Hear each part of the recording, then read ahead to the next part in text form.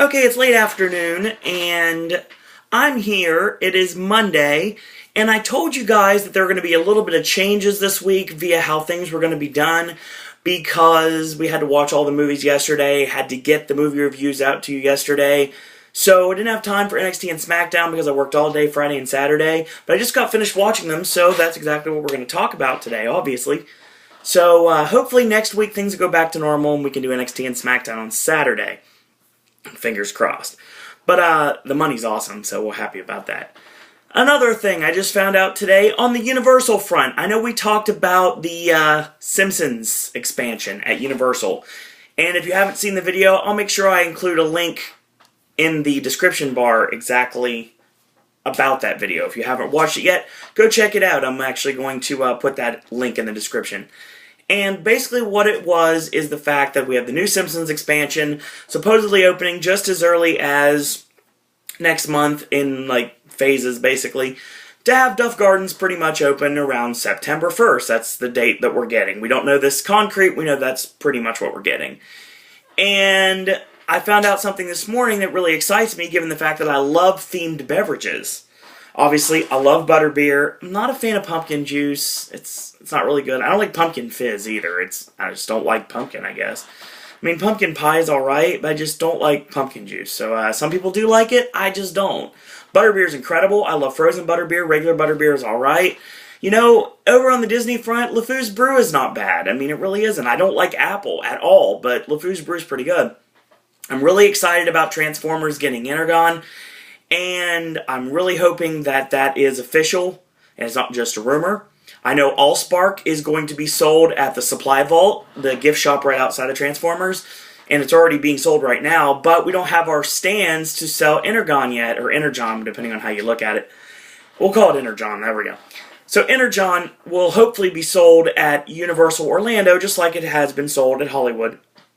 And I believe Singapore. I'm not positive off the top of my head on that one, but I know definitely Hollywood. And Universal Japan, I think, would be it. I make sure I'm not losing my mind here. I think there is a Universal Japan. Let me check. Universal Japan, Energon. And let me see. Universal Studios. Universal Hollywood. I don't know what I'm even saying. I think it was Japan. I guess it may not be. But they do have it at Universal Hollywood. And even if we don't get it, which I hope we do, because what it is, it's like an orange, like a frozen orange-based drink. And anybody that knows me knows that I love me some orange. I love orange-flavored things, very much so. I love orange sherbet. I love orange ice cream. I love orange airheads, hint, hint. And I love orange in every single way possible. So an orange drink coming to Universal would be amazing. Now I found out there's another themed drink coming to the Simpsons area, and that is the Flaming Moe. That's right, we're going to be getting the iconic beverage that Moe served. Basically, the secret ingredient is children's cough syrup. And I don't know what it's going to taste like, but it's apparently going to have like liquid nitrogen or something in it so it can flame or smoke in this case. So I cannot wait to have me a Flaming Moe, and it's really awesome that they're going to have it as a non-alcoholic drink. Plus, I've also been talking a lot about, I called it Wild Arctic Chill on the video the other day, but I'm sorry, I was wrong. In Antarctica at SeaWorld, it is actually going to be called South Pole Chill. And what I'm hearing about, it's kind of like Sprite mixed with cream soda, which extremely intrigues me. So I'm definitely going to get me some of that in September as well. I'm going to be going all over Orlando and hitting everything, with the exception of Legoland, because I have to go to Orlando Premier Outlets to catch the $5 shuttle to Legoland, and then I have to pay Mears to take me there, and then I have to pay the $5. It's just too much hassle. So, in the unlikely event that I find someone to go with me anytime soon in the next couple of years, I'm going to try to get over to Legoland, because I really want to go there, and it's the only thing in Orlando I haven't done yet. Even though it's in Winter Park, which is outside of Orlando, but still, I mean, in the Orlando area, I mean, I'm not counting Busch Gardens in the Orlando area, because obviously it's in Tampa.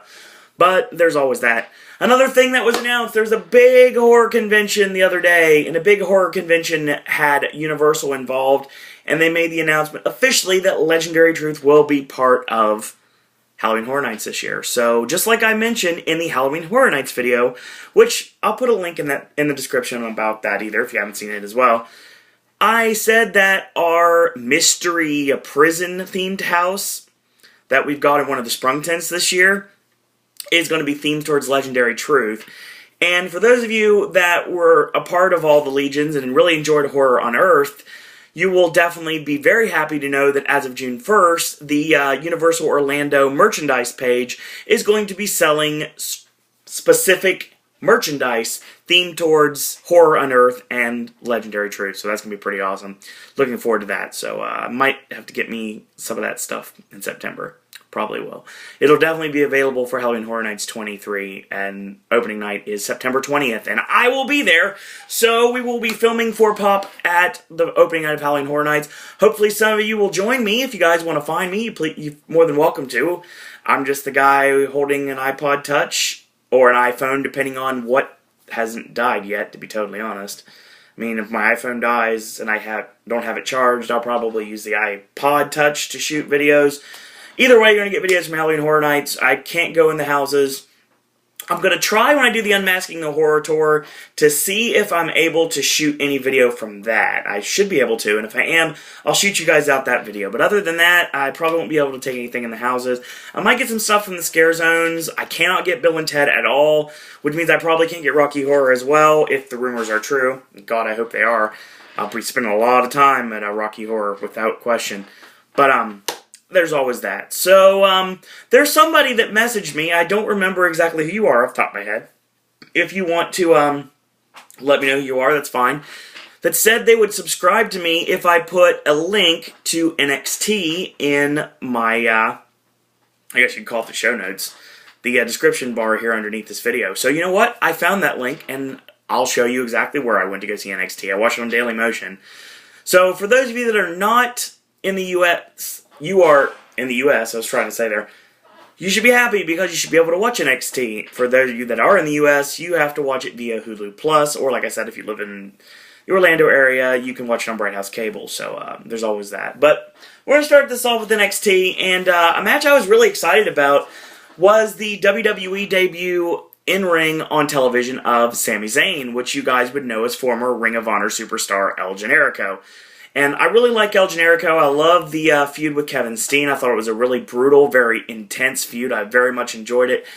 All the stuff I've seen Generico in has been phenomenal, and I'm very glad to hear he signed with WWE. And they put him in NXT, and NXT is awesome. And I put this over every week, and I'm going to say it again today. NXT is the best wrestling on television you are not currently watching. And if you are watching it, congratulations, you're one of the people that can watch it on a regular basis. And I don't mean on the internet like I do. I mean, you actually can watch it on television. So, if you find a way to watch NXT, seek it out, honestly. NXT is amazing wrestling. So, we start off the show with Kurt Hawkins, and immediately the first thing that pops into my head is, I think he's in the wrong company. I'm a big fan of Kurt Hawkins. I'm a huge fan of Kurt Hawkins. And first thing I notice, he's wearing a black leather vest that says Hawkins on the patch. A patch says Hawkins, like established in 1985, I think is what it said. I could barely read it off the top of my head. And on the back, there's a skull that talks about Queens. And yeah, basically, Kurt Hawkins is the lost member of Aces and Eights. So he's got that all worked out. He cut his hair too, so he doesn't have his long hair anymore. He's got short hair. So maybe reforming the tag team with Zack Ryder maybe in the near future down the road. I hope so, because I'd love to see that. So that'd be pretty awesome.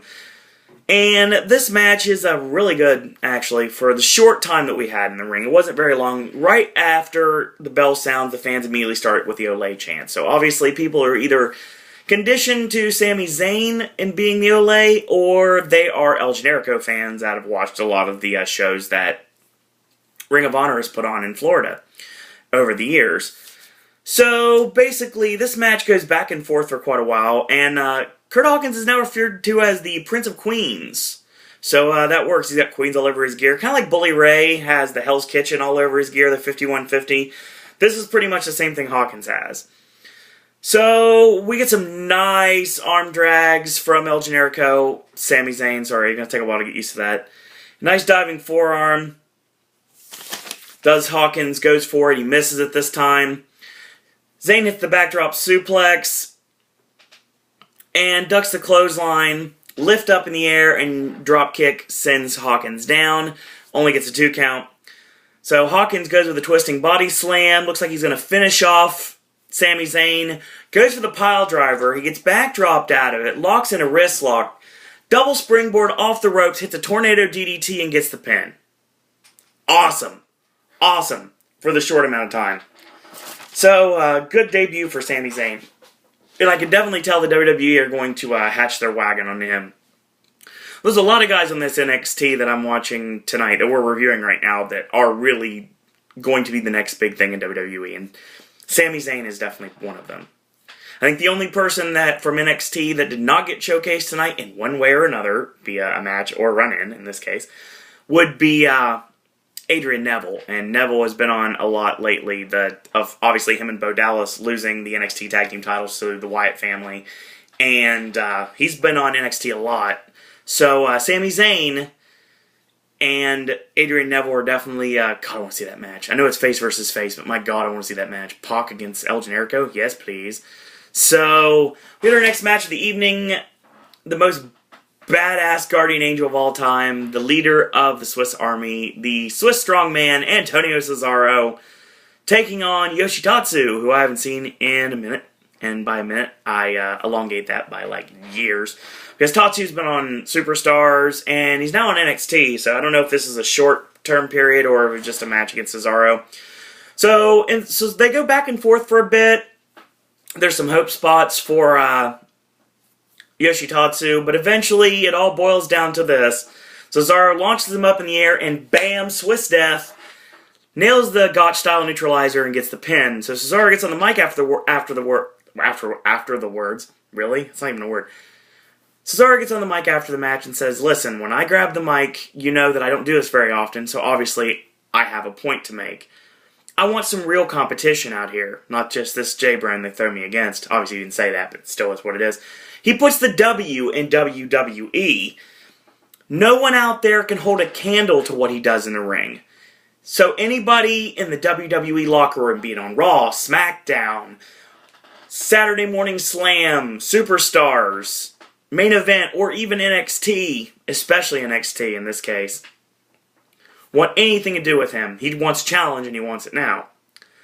So Sami Zayn comes out and says, you know what, if you're looking for competition, you don't have to look any further than right in front of you. They trade insults back and forth. First off, Zayn speaks Arabic, and Cesaro's kind of like dumbfounded. He's like, okay, fine, maybe you don't know that one, but we'll go into this. And they go French back and forth, because obviously Sami Zayn is from Montreal, and we knew that back in the El Generico days. And it's so weird to see him. He kind of looks like a really thin Seth Rogen now.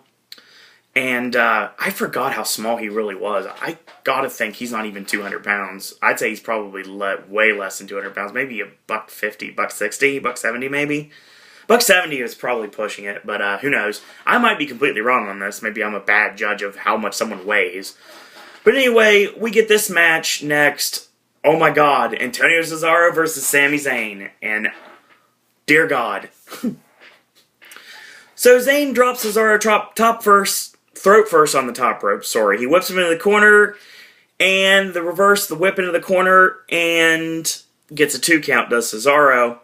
Cesaro locks on a modified camel clutch, and Zayn gets out this time. Sunset flip, and it's blocked with the double boot stomp, and a 2 count for Cesaro. So Cesaro hits a short arm clothesline, gets another 2 count. They go back to the reverse chinlock. Chinlock, it was kind of like a Shinamaki Cobra Clutch style hybrid, kind of a mixture of the two. And it's all for nothing, basically, as Sami Zayn fights out of it, ends up getting a spinning heel kick. And once again, charges the buckle, does Cesaro, catches the elbow. There's a nice roll up for 2. Next snap off the ropes. Sami Zayn goes to the top turnbuckle and goes for the cross body. Gets caught. Tilt-a-whirl backbreaker. Another 2 count. Cesaro charges into the corner, nails the European uppercut. Still only gets a 2 count. So he punches away at him in the corner. And he goes for a small package, does Sami Zayn reverse. This time Cesaro reverses out of that. Goes for a suplex attempt, reversed, stacks him up top with a schoolboy in 1, 2, 3. Excellent match. Excellent back and forth match. And if you did not see this match, then you need to find it as soon as possible. This is the best match of the week you did not see. And for those of you that did see it, obviously, there's 2 awesome Shield matches that were on Raw and SmackDown that I want to talk about a little bit later. And I already talked about the Shield match on Raw. And this match was awesome. Cesaro and Zayn, excellent match. So after the match, Cesaro realizes that he is frustrated that he lost the match. So he mounts Sami Zayn and punches the daylights out of him, nails the Gotch-style neutralizer, leaves him on the prone on the canvas, standing on top of his head. What a match. So, this is a very short NXT, actually. We see Renee Young, or Paquette, depending on how you look at it. So the Canada connection of NXT continues, as Renee Young is backstage with Emma and Audrey Marie. They go back and forth, and it's just kind of a dumb segment, but I think we're leading towards Audrey Marie, who I've never seen before, and Emma, who also I've never seen before. So I haven't watched any of the old NXT. I just started watching it as of me starting to review these NXTs, other than the awesome William Regal Cassius Ohno match that I put over huge that I got to watch on YouTube. So there's always that. So we get Enzo Amore, sorry. So we get Enzo Amore comes out. He kind of a mixture of the Jersey Shore and Andrew Dice Clay, but with none of the humor. So he comes out and he says, everybody wants to be a G, and I'm a bona fide stud, and a G is only a G until another G walks in the room. I feel dumb for having just recapped that. Bada boom, realest guy in the room. Well, you remember what the late, great George Carlin said, and I'm going to paraphrase because I don't curse on my shows. The next guy that says bada bing, bada boom's getting kicked right in the nuts. And in essence, his opponent did just that. He didn't absolutely kick him in the nuts, but I mean, he beat the tar out of him, and he faced off against Mason Ryan, who's the first time we've seen him in a long time. He's got his long hair, he grew it out completely, and basically, this match was just a squash.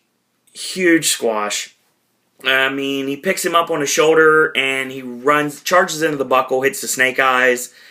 He nails him with the torture rack, locks him in the torture rack, and he spins around with a reverse neck breaker. That, for those of you that remember anything about NWA Tri-State back in the day, I know this is a very local thing to be talking about.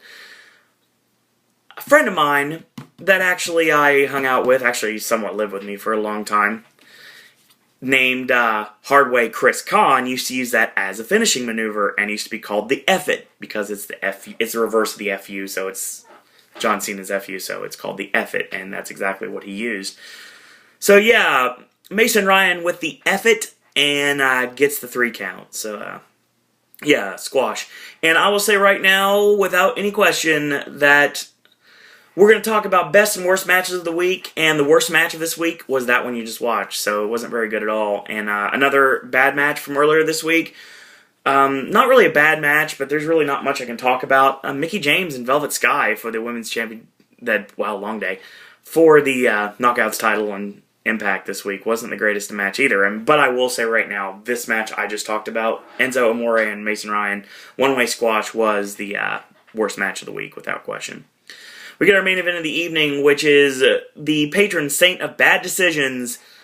Don't call him Sterling James Keenan anymore. Corey Graves taking off against, oh my god, one of the best heels in the business today, Bray Wyatt. Who of course has the Wyatt family, the current NXT Tag Team Champions, Eric Rowan and Luke Harper in his corner, like he always does. So before the match starts, Bray Wyatt gets up in Graves' face and goes, "How far are you willing to go, son?" And he says it over and over again. So midway through the match, Graves with a drop kick, and he knocks the protective face mask off of Bray Wyatt, sending him to powder the outside, and the Wyatt family to help him put it back on. Obviously, he's wearing the protective facial garb because 2 reasons. Number 1, to freak out his opponents. The real reason is because he cracked his orbital bone in that match against Chris Jericho that we recapped a couple weeks ago on NXT. So, he gets back in the ring, and there's a whip to the corner. And this time, he catches the knee of Corey Graves. And eventually, Wyatt hits that crossbody spear splash off the ropes. So, eventually we get back to a little back and forth and an avalanche in the corner. Going for Sister Abigail, but obviously Corey Graves has it scouted, and he goes for a roll-up that only gets a 2 count. Graves with a nice crossbody, knee strike to the nose to try to disorient him a little bit. Charges, clothesline, whip reverse, and Corey Graves clips the knee out from under him, taking the big man down.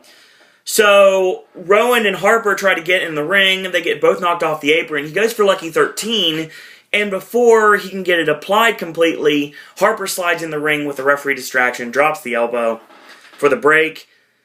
Graves struggles to his feet. Bray Wyatt hits Sister Abigail on 1, 2, 3. So after the match is over, there's a nice 3-way beatdown on Corey Graves. And then Cassius Ohno comes out, makes the save. So Ohno starts fighting back, and next thing you know, he gets overpowered by the numbers game, kind of like how the Shield works on Raw and SmackDown, is how the Wyatt family works on NXT. Basically, Ohno is picked up by the family, and they hold him, and Bray Wyatt hits Sister Abigail, so that's the end of the show. We are definitely leading towards a lot of things at this NXT. It wasn't very, it was very match heavy, but a lot of questions still to be answered. We're still leading towards this battle royal to determine the number 1 contender to the NXT Championship, which we know who's going to win. Well, I know who's going to win, but I don't want to talk about it. I'm not going to spoil it. But Sami Zayn makes his debut. Really good match against Curt Hawkins.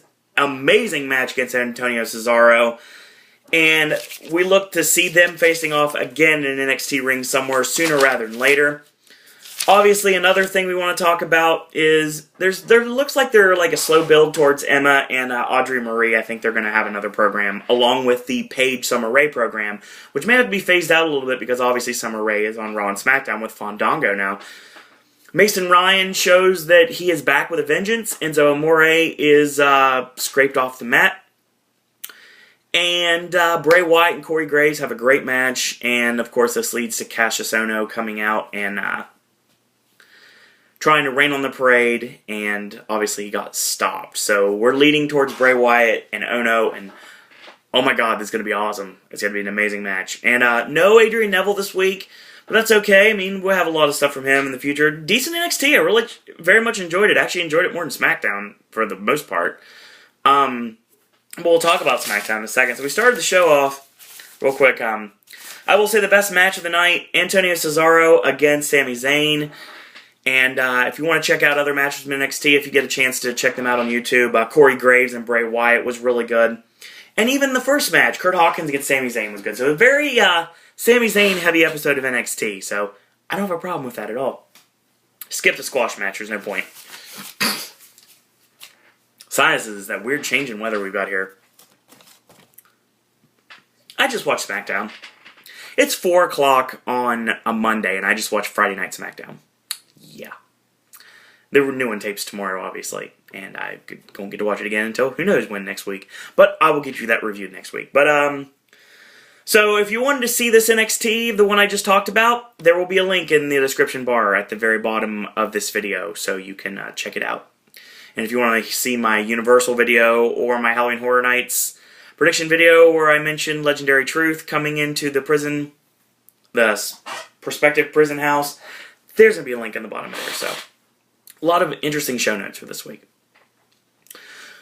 We get the opening of SmackDown, and it's Miz TV. And Miz has, as his guests, Fandango and the gorgeous Summer Rae. So, oh yeah, before I get started, I do want to say that today I made some purchases because I had a little bit extra money. So I got about 6 new t-shirts. So you'll be seeing those very soon. And yeah, I didn't buy that John Cena shirt. Nope. And apparently Will is going to force me to do that when we go to SmackDown on October 8th. Pop Goes to SmackDown coming in October. So right after I come back from being home 7 days later, I'm going to SmackDown with Will, Ben, and Kristen. So that'll be fun. We'll talk about that later. So, Miz TV is out, and that's our first segment of the evening. Tonight, The Miz is going to do double duty. He's going to not only host the most must-watch segment in WWE history, but he is also going to win back the Intercontinental Championship against Wade Barrett, which comes up later tonight. Fandango comes out and says, "You are no different. You can't pronounce my name." And he goes forward to say his name again. He's like, "My name is Fandango." Fandango. We gotta let the A's breathe. And, Miz goes, really? And Fandango goes, yes. So they go really versus yes, like 6 times. And he makes a threat, pretty much, to anyone out there, saying if anyone gets close to Summer Rae again, he's going to dance on their face. So the Miz says, you know what, this is all about business. It's not about dancing. And he makes fun of Fandango's gear, says he looks like a huge bag of Skittles, so the fans, because they're sheep, they start chanting bag of Skittles at Fandango. And Fandango stops him in his tracks and says, Miz, your lecture and yourself just bore me. At this point, the new music starts and Wade Barrett comes to the ring. The Intercontinental Champion comes out with the title. He calls Fandango a pathetic, disrespectful waste of skin and also refers to him as a ballerina. He says he'd rather tiptoe through the tulips than fight like a real man.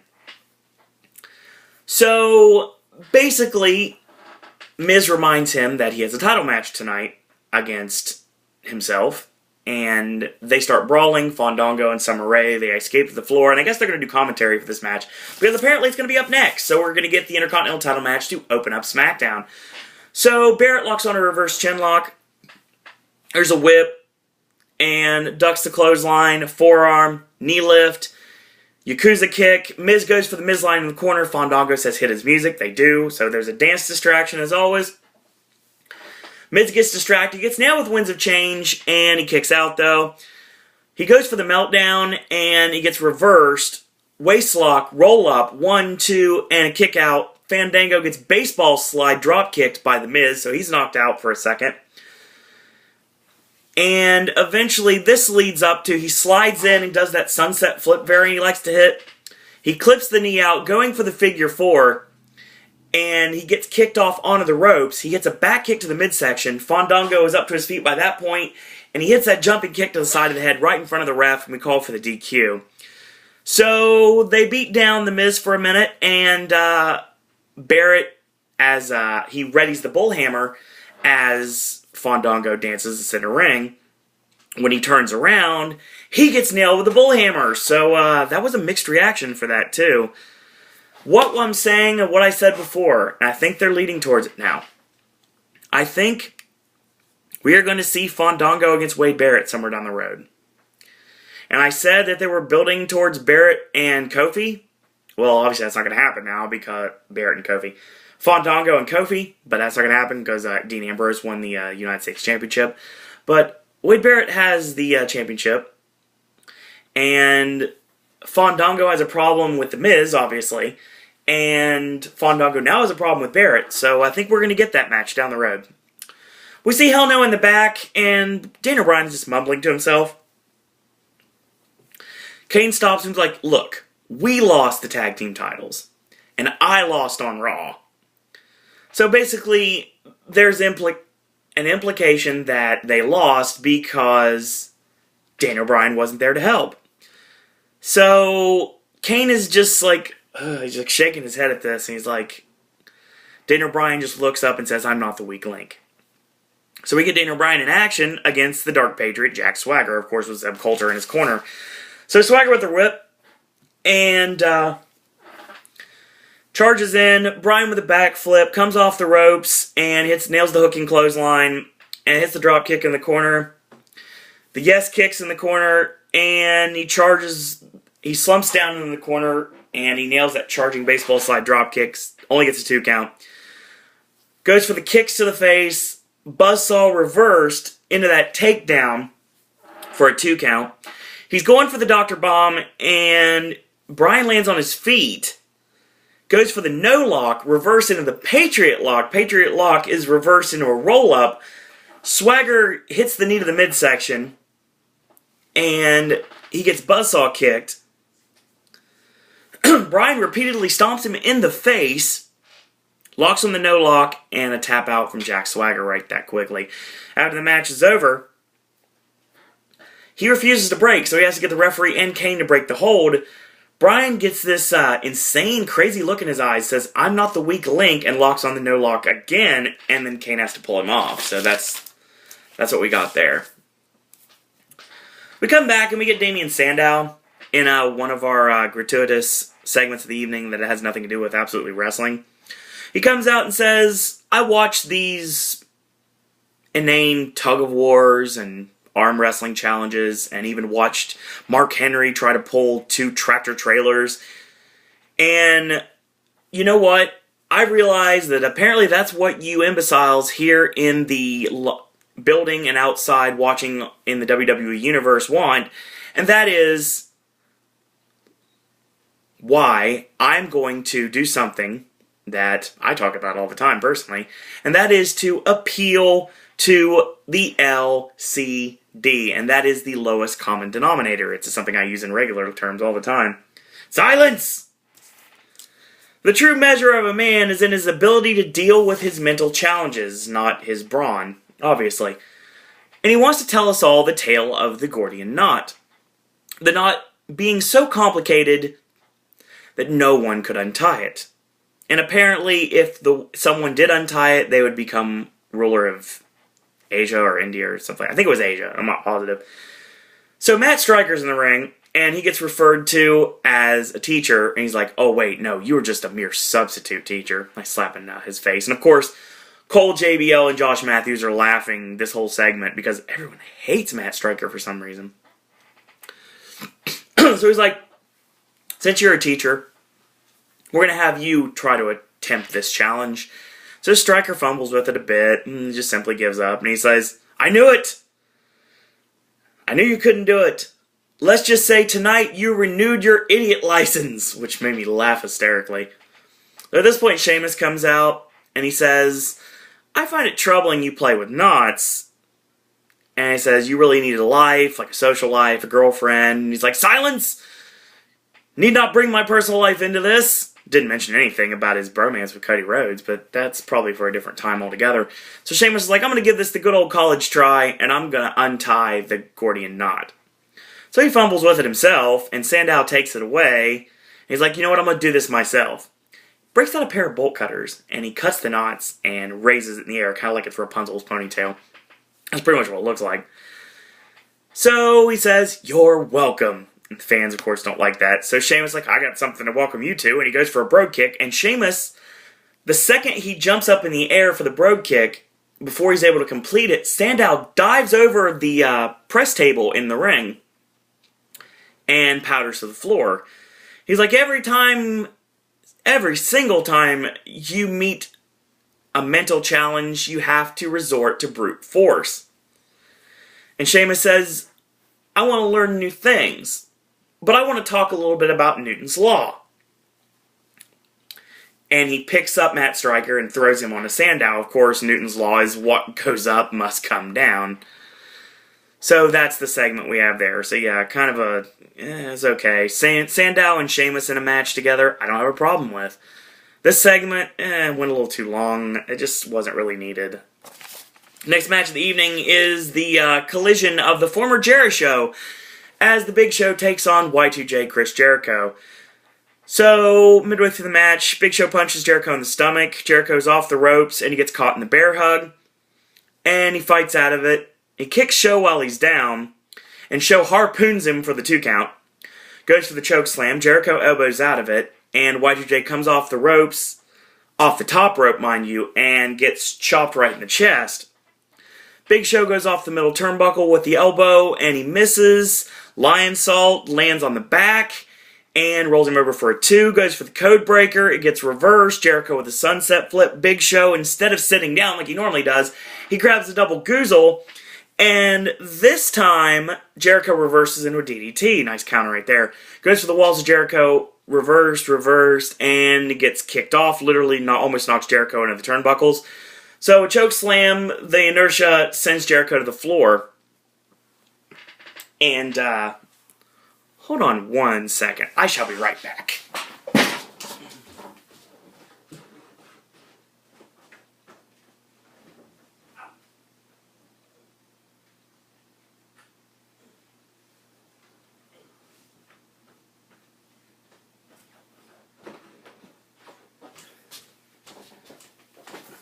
You know, it really doesn't help that I have to plug this thing in during a video.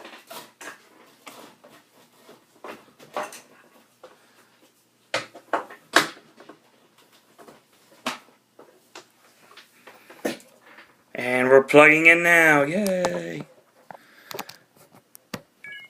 Dead Space sucks. I'm sorry about that. Anyway, I was really getting into this too. I'm sorry about the Dead Space. So, you saw me disappear for a minute.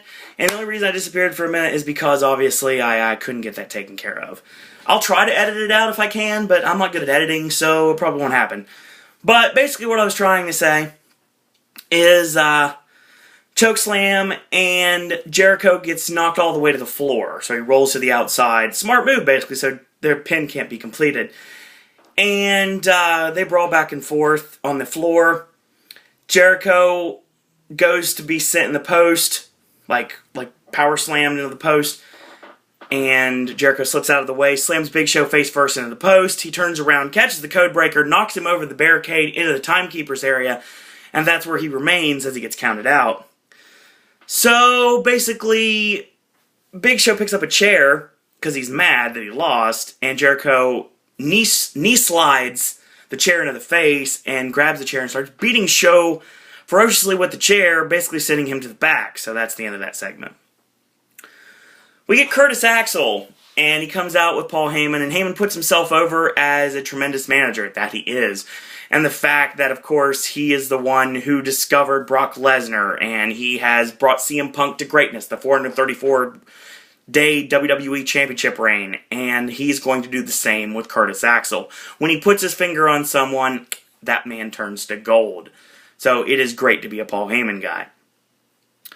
But he's basically saying that Brock Lesnar, of course, used the sledgehammer on Triple H at Extreme Rules, and that's the reason why what happened Monday happened.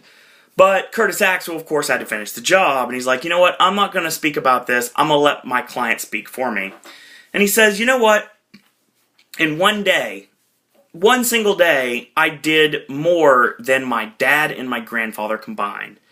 Basically, of course, referring to his dad, the late great, my favorite wrestler of all time, Mr. Perfect Kurt Hennig, as well as his grandfather, former wrestling superstar Larry the Axe Hennig. And basically, he took all of Triple H's best shots, left him dazed and confused. And this is just the beginning to building the brand of Curtis Axel. So, that's the segment. We come back, and Curtis Axel is going to be facing off against Sin Cara. This is a match we've seen a lot on house shows and dark matches when it was Michael McGillicuddy. But this match is a little different. So they go back and forth for a bit. This is not very long at all. Sin Cara hits a handspring back elbow, and he goes to the clothesline, does Axel. He ducks it. Sin Cara springboards off the ropes and nails the crossbody, gets a 2 count.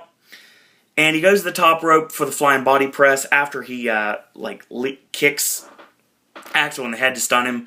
Goes for the body press, Axel out of the way, and he comes off the ropes, and he nails the old McGillicuddy, which I'm going to call the axe to grind.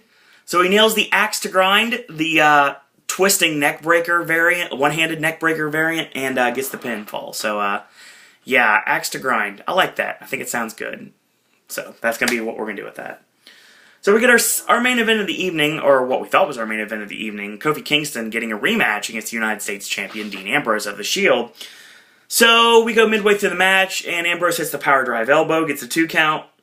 He takes the point of his ankle, and he drives it into the throat of Kofi Kingston and chokes away with it. That was pretty cool. So Kingston hits his double chop, standing drop kick, and goes for the leaping clothesline. Ambrose ducks out of the way, and later on, Kofi climbs the top, nails Delirious's Shadows Over Hell, which, if you guys don't know, it's the splash to an opponent that is bent over or on all fours, depending on how you look at it, and gets a 2 count out of it. So, basically after that, goes for a superplex, gets caught, knocked off the ropes. So Rollins comes up to the apron trying to pull Kofi off, and he gets kicked off, knocked to the floor, and nails Reigns with a flying clothesline on the floor so he can't interfere. So Rollins hits the ring, we have a 3-way beatdown, and here comes Randy Orton. So Randy Orton comes in, he's taking care of the Shield momentarily, the numbers game's too much, and here comes Sheamus. So the heels power the outside, and of course, It's not SmackDown unless Teddy Long comes out and goes, hold up, slow your roll, playa. You guys want to fight? This isn't going to be how this main event's going down. We're going to do ourselves a little six-man. It's going to be next. So that's exactly what we got. The Shield against Kofi Kingston, Randy Orton, and Sheamus is our main event here on SmackDown. So basically, Rollins gets hip tossed by Sheamus. Sheamus tags in Randy Orton, and Orton goes for the 10 punch in the corner. And a nice European uppercut only gets a 2 count. I'm reading my notes here, and it's really hard to read this, I'm not going to lie. Tag to Kofi. Kofi goes up top, and the double axe handle to the arm, and nice spinning heel kick gets a 2 count. So he hits the Ghana leg sweep, only gets a 2 count again. He tags in Randy Orton. Orton has a nice standing drop kick, gets a 2. And Rollins tries to get up to his feet, hits the jawbreaker, tags into Dean Ambrose, and a vertical suplex from Orton, and stomps away. And another European uppercut from Randy Orton, tags in Sheamus, nails a Hangman's neck breaker, gets a 2 count, tagging Seth Rollins. And I don't want to make it that obvious. So, sorry, it's been a long day. Anyway, so there's the punches in the corner. Sheamus fights out of the corner, goes for the middle rope crossbody to Seth Rollins. This time it's reversed, and clubbing blows for Rollins, but Reigns and Ambrose pull him to safety. Now we come back from commercial break, and Dean Ambrose tags in Roman Reigns after a knee, and Sheamus ends up ducking the spear. Roman goes shoulder first into the ring post. So we get Vintage Orton on Seth Rollins, and for those of you that are new to pop here, Vintage Orton is clothesline, duck the opponent's clothesline, and snap Samoa Joe style power slam. And basically he goes for the, he hits that, and Ambrose comes in, he catches the snap power slam as well. Goes for the snakebite DDT on Seth Rollins, and Roman Reigns leaps in the air like Superman and Falcon Punch right to the side of the head on Randy Orton, and that's where he hurt his knee. That's where he hurt his ankle. That's where his problem came. That's where he hurt his ankle, was that Falcon Punch. You can tell because he grabs it the second he lands. So that's a horrific injury, and luckily it wasn't, hopefully it's not as bad as we think it might be. So hopefully Rollins won't miss any in-ring action, given the fact that he is one half of the current WWE Tag Team Champions. So, we are, God, there's more to this than that. It's so long. I'm just like thrown off by the whole thing. I almost lost the power there. So, Orton beats the count. Rollins pounds away, tagging to Dean Ambrose, and they wishbone Randy Orton. And those 3 well-placed stomps right to the midsection, and the power drive elbow, tag back into Seth Rollins. Rollins hits the flatliner into the middle turnbuckle, and goes for a superplex on the floor. He gets blocked. Superplex from Orton. We have a nice double down. Dean tagged in. Sheamus tagged in. And there's a knee lift and the Finley roll. So we get to our finish here. So the clubbing blows on Seth Rollins, and the Irish hammers to Dean Ambrose, and a brogue kick for Seth Rollins. Goes for white noise on Ambrose, and Reigns comes out with a spear. And the second he lands, he powers to the outside, and he gets caught. RKO on the floor, tagging to Kofi Kingston. He nails that springboard crossbody on Ambrose for the 2 count. And he goes for Trouble in Paradise. And Rollins grabs the leg, stopping him momentarily. Ambrose nails him from behind, nails the Bulldog Driver, and gets the pin. So that's the finish. Okay. SmackDown, not very good this week. Miz TV, basically just to set up Miz Barrett Fandango three-way feud. I don't have a problem with that. And Daniel Bryan is slowly drifting into insanity. And yes, as much as I really wish it would be Kane that would turn, it's going to be Bryan that turns on Kane, and Bryan's going to be the one that goes heel, which sucks because the fans obviously want to cheer for Daniel Bryan. Jack Swagger loses again. He taps again, so he really doesn't do much. He talked on the app, but I didn't get to watch SmackDown Live, so I don't know anything he said. Damian Sandow and Sheamus, if this crap leads to a match, that's fine. I'm okay with that, because Sandow and Sheamus put on really good matches, and they both have come so far in such a short amount of time, to be totally honest. The Gordian Knot thing, it was alright, I guess. I've seen worse this week, so there's that. Jericho and The Big Show, it was okay for what it was. A decent match. It was going really well. I didn't like the finish. It's alright. I mean, I don't like a count-out finish. I really wish they could have went somewhere else with it. Curtis Axel debuts in-ring on SmackDown against Sin Cara. Sin Cara didn't botch anything, so that was okay. And The axe to grind looks really good. But I think he needs another finisher as well. I mean, you can use the axe to grind, but I mean, still... I mean, I like that name, too. Hopefully, Michael Cole doesn't steal it on Raw this week after he watches this video or has one of his minions do it for him. So if anybody called it the axe to grind, I said it first, so there you go. But, yeah, it was okay for what it was. I mean, the main event was really good. Kofi and Dean Ambrose were having a great match, and then, of course, we had the interference from the Shield that's led to the six-man with Orton and Sheamus. And that was fine. It was a good match, and one of the better matches of the week. So, that was SmackDown this week.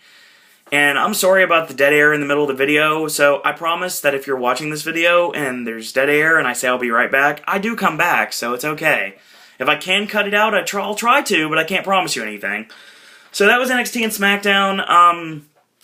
Decent. I got Raw in about less than 4 hours now, so looking forward to Raw tonight. Curtis Axel is going to be on the highlight reel with Paul Heyman, so that's going to be interesting to see what happens there. More stuff still to come, and we'll shoot your Raw recap later tonight. Afterwards for induction on Pop on Tuesday. So there's always that. So once again, hopefully if you like these videos, tell your friends, comment, do subscribe, thumbs them up, and you want to follow me on Twitter, it's at Sir Owen Disney. You can follow me on Facebook at Sir Owen Disney, or Owen Disney in this case. And you also, if you want to become a member of the Pop team, become one with the Popcaster Revolution, join it all, you can do so at SirOwenDisney@gmail.com for more details on becoming a Popcaster. So we got that coming in the near future. So I'm gonna get off here and I'm gonna get my snack on because I really feel like eating, and I'm gonna try to figure out how to delete that dead space. And if I can, then hopefully the video might be a little bit messed up, but I'll try to see what I can do. So if I can, I will. If I can't, I'm sorry about that. It's only like a minute long, if that. So I tried to make it a couple seconds. I basically ran to my bedroom to get the charger for the iPhone 5 so it wouldn't die on me because it did the low battery thing right as I was doing the video. So there's always that. So once again, we'll talk wrestling tomorrow, actually. We'll talk wrestling for Raw on Tuesday, and we'll talk Impact on Friday morning. And hopefully... if my schedule is permitting, we will be doing NXT and SmackDown on Saturday. So, there's always that. So, until tomorrow, boys and girls, that's all I gotta say about that.